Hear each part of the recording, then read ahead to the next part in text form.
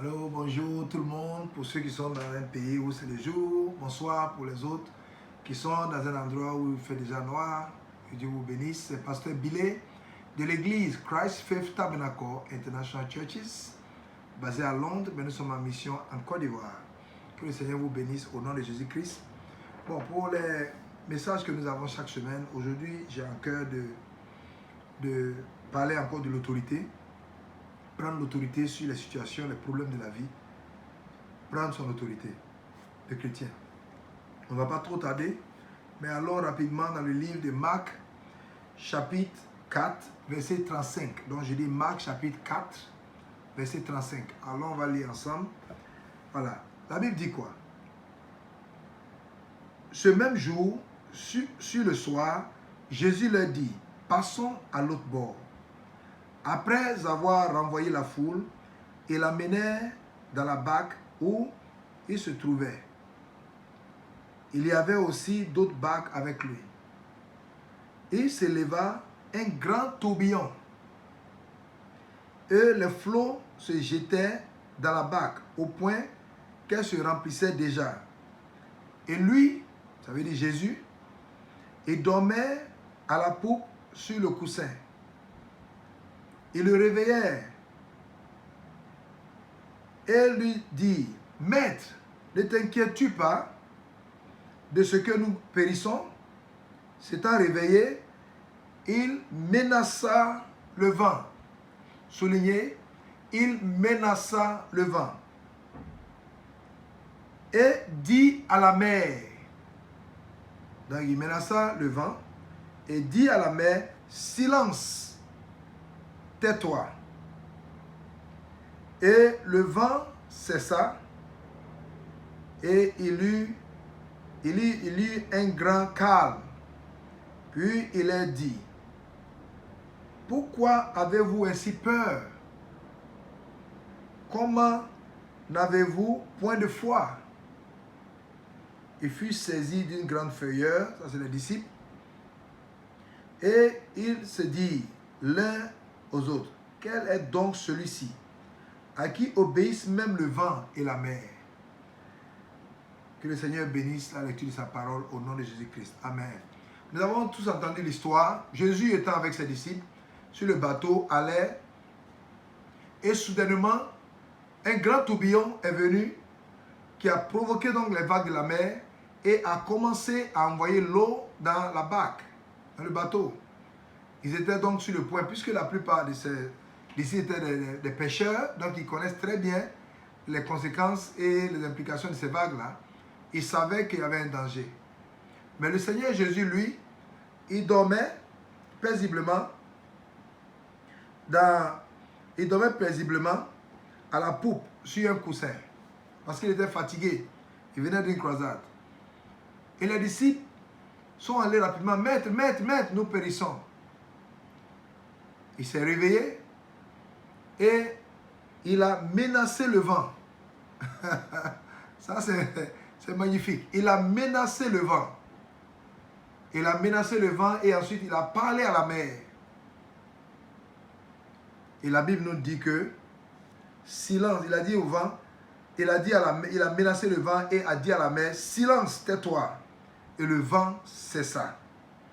Et il y eut un grand calme. Maintenant il s'est tourné vers ses disciples et il a dit, et voilà ce qu'il a dit. Il dit, pourquoi avez-vous ainsi peur? Donc on comprend que l'ennemi numéro 1 de la foi, c'est la peur.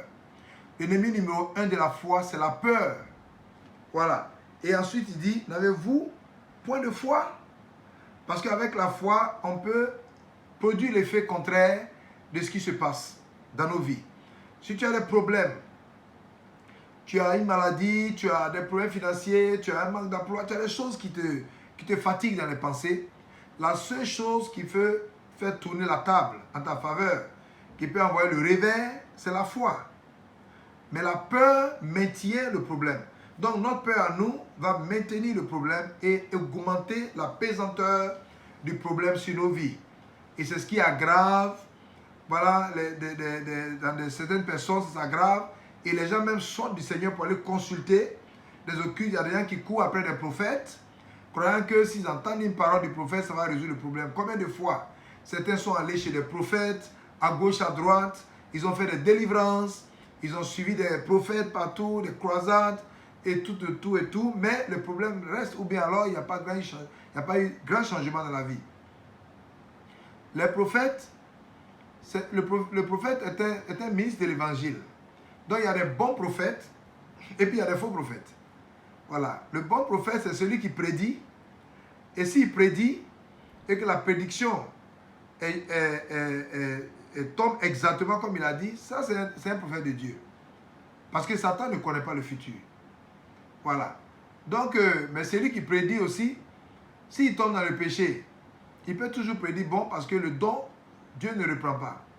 Mais, admettons que c'est un prophète, un vrai homme de Dieu, un prophète de Dieu, ou une prophétesse qui prédit, et quand ce qu'il dit ou ce qu'elle dit se passe exactement.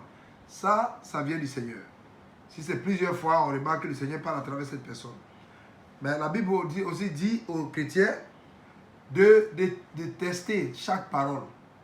Même si ça vient d'un prophète qui a une congrégation de 10 000 ou 100 000 personnes, ce n'est pas exempté du test. La Bible dit que l'esprit du prophète est sujet au prophète. Ça veut dire que toi qui as reçu le Saint-Esprit, en toi, tu as aussi le discernement par le Saint-Esprit d'évaluer la parole. Job dit quoi? Que de la même façon dont la langue goûte la saveur de la nourriture, l'oreille aussi évalue au goût, à la teneur des paroles. Donc tu peux, à travers les oreilles, et ce que tu sais de la parole de Dieu, le comportement du Seigneur décrit dans la parole peut te permettre de savoir si celui-là c'est un bon prophète ou un faux prophète. Nous on le sait, pourquoi? Parce qu'on prend le temps d'étudier la parole de Dieu. Beaucoup de chrétiens ne lisent pas la parole, n'étudient pas la Bible, donc ils sont livrés comme ça à eux-mêmes. Ça fait que n'importe qui envoie des vents et doctrines, ça les prend. Donc c'était juste une digression pour amener les uns et les autres à faire beaucoup attention. Donc Jésus était surpris par le manque de foi de ses disciples. Je prie que le Seigneur ne soit pas surpris de toi par ton manque de foi. Jésus aime ceux qui ont la foi, qui croient en lui. La foi, c'est, j'ai expliqué dans mes vidéos précédentes, que c'est une confiance totale. Pour juste simplifier la définition, c'est une confiance 100% totale en Dieu. Voilà, même ceux qui ne savent pas lire et écrire, qui réfléchissent comme ça, et puis qui agissent dans ce sens-là, c'est une expression de foi. Donc la foi, c'est une confiance 100%. 100% dans le Seigneur. Voilà. Donc Jésus a menacé le vent. Donc quel est le problème que tu as en ce moment, mon frère? Quel est le problème que tu as, ma soeur? Qu'est-ce qui est en train de t'affecter dans les pensées? Qu'est-ce qui te dérange, qui te retire tes sommeils et qui empêche ton cœur d'avoir la paix que le Seigneur t'a promis? Ce problème-là, je dis, lève-toi et menace ce problème. Parle, dis quelque chose. Ne te tais pas et ne pleure pas, passe pas ton temps à pleurer et appeler les gens pour leur expliquer ce que tu traverses. Appeler Marc, appeler Jean, appeler Judith, appeler... Bon, quand on appelle pour des problèmes, on appelle pour ceux qui peuvent prier avec toi. Mais on ne panique pas pour appeler tout le monde, déranger tout le monde avec tes problèmes, non. C'est le Seigneur qui est le premier à écouter tes problèmes. Et avec lui, tu travailles dans la prière. Tu travailles dans la prière parce que vous voyez que le tourbillon est venu soudainement. La Bible dit qu'il voyageait paisiblement sur l'eau et soudainement un tourbillon s'est levé contre eux. Donc la plupart des problèmes vont venir subitement. Et quand ça vient, alors on menace le problème. On parle. On parle. Si tu as un problème d'argent, c'est une pauvreté. Tu menaces la pauvreté. Tu dis pauvreté, je te menace. Ne t'approche pas de ma vie. Pauvreté, je te menace. Ne t'approche pas de ma vie. Manque ou disette, je te menace. Tu n'as aucun pouvoir sur moi. Tu n'as pas de part dans ma vie. Au nom de Jésus-Christ Nazareth, pars et ne reviens plus jamais. J'appelle l'abondance. J'appelle l'emploi. J'appelle l'emploi. Je menace le manque d'emploi. Je menace le manque de... Toutes sortes de manques. Vous pouvez les citer. Voilà. Le chômage. Je te menace au nom de Jésus-Christ. Tu n'as aucun pouvoir dans ma vie. Ma vie est une vie active. Je suis fait pour être actif dans la vie. Voilà. Menace et parle aux problèmes dans tes prières. Ne sois pas silencieux, ne te tais pas. parce que tu as l'autorité. Tu as une autorité sur tes lèvres. Il faut utiliser l'autorité. Fais usage de l'autorité et tu vas voir que ton monde va commencer à changer. Jésus nous enseigne ici qu'il ne faut pas rester simple. La foi, c'est une expression aussi verbale. Tu exprimes et tu crois en ce que tu as dit. Les jours qui suivent, tu vas voir la différence. Mais si tu déclares à ta bouche que dans ton cœur, tu ne fais pas confiance, tu as encore peur, alors tu doutes. Et Jacques dit que celui qui doute n'entend rien du Seigneur. Voilà, donc je voulais encourager les uns et les autres avec cette parole pour dire que il faut exercer ton autorité comme Jésus. Nous sommes des chrétiens, nous sommes comme Christ. Donc nous exerçons notre autorité dans le Seigneur. Jésus nous a enseigné la voie. Le problème est venu, les disciples ne connaissaient pas cet enseignement. Ils ont commencé à paniquer, à crier, Seigneur, Seigneur, nous périssons. Mais lui, quand il s'est levé, il a montré la voie. Christ a montré la voie. Voici comment résoudre les problèmes. Voici comment faire pour que le ciel puisse descendre. Si vous regardez le chapitre 5 qu'on n'a pas lu, pourquoi est-ce que le problème est arrivé? Le problème est arrivé, pourquoi? Parce qu'ils allaient au chapitre 5. Chapitre 5, c'est l'histoire de Gadarine, où il y avait l'homme qui était possédé par des esprits et qui avait des chaînes qui coupaient les chaînes et tout ça. C'est parce qu'ils allaient vers cette zone. Donc Satan a envoyé ce tourbillon pour les détourner de la voie. Ça veut dire que quoi? L'ennemi envoie des tourbillons dans ta vie. Il envoie des tourbillons ici, c'est pour des problèmes. Il envoie des tourbillons dans ta vie, des choses pour t'amener à déraper, à sortir de ton cheminement. Pourquoi? Parce que tu es en train de t'aventurer vers une promotion, tu es en train de t'aventurer vers, tu vas vers une élévation, tu vas vers de l'abondance, tu vas vers des grandes choses qui vont glorifier Dieu. L'ennemi peut t'envoyer un tourbillon pour te confondre, pour t'amener à baisser les bras ou à renoncer à ton chemin. Donc, il faut repartir et il faut prier. Menace et continue à prier. Continue à rester en prière, continue à être fort. Et tu vas voir la victoire qui est en train de venir, c'est pour toi, c'est ta coupe. La victoire est ta coupe. Le diable ne pourra jamais prendre cette victoire de toi. Lève-toi et sois fort. Si tu avais pleuré avant, essuie tes larmes et réveille-toi, car le Seigneur est avec toi. Celui qui a dit que je ne t'abandonnerai point, va jamais t'abandonner, car Dieu n'est pas un fils d'homme pour mentir, ni un fils d'homme pour changer ses pensées. Ce qu'il a dit, il le fera. Ce qu'il a promis, il accomplira. Donc, les promesses dans ta vie vont s'accomplir.